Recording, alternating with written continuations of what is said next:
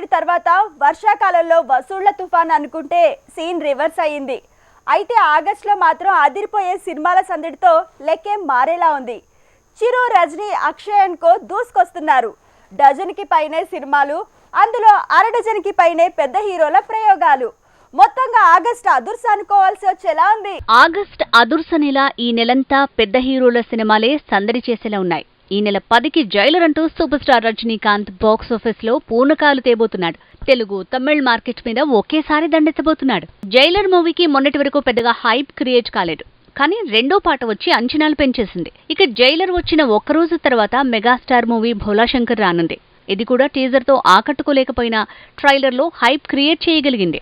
ఇక ఈ నెల ఓ మై గాడ్ సీక్వెల్ మీద హైప్ హిందీలోనే కాదు సౌత్ లో కూడా పెరిగింది. కారణం ఇది 11 ఏళ్ల క్రితం బాలీవుడ్ ని ఊపేసిన సినిమాకు సీక్వెల్ అవటం.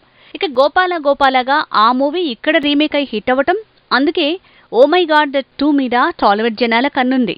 ఓ మై గాడ్ 2 రీమేక్ కి కూడా పవన్ సాయ్ అనటంతో ఇప్పుడు ఈ సినిమా ఎంతగా జనాన్ని ఆకట్టుకుంటుందా అనే అంచనాలున్నాయి. తెలుగు జనాల్లో కూడా ఆసక్తి పెరిగింది. అయితే ఈ మూవీకి బాలీవుడ్ లో పోటీ ఇచ్చేది కూడా మరో మూవీ సీక్వెలే. అలా గదర్స్ సీక్వెల్ గదర్స్ 2 కూడా ఈ వీకే రాబోతోంది.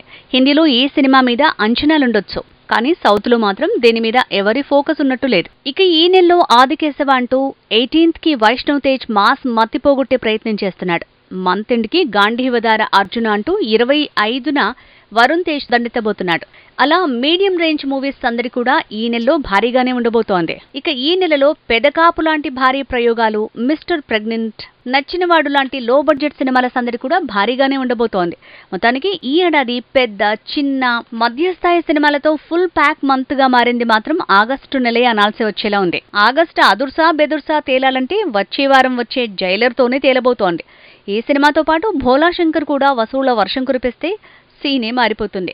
పెద్ద హీరోల దూకుడుతో మార్కెట్లో మళ్లీ కళ వస్తుంది.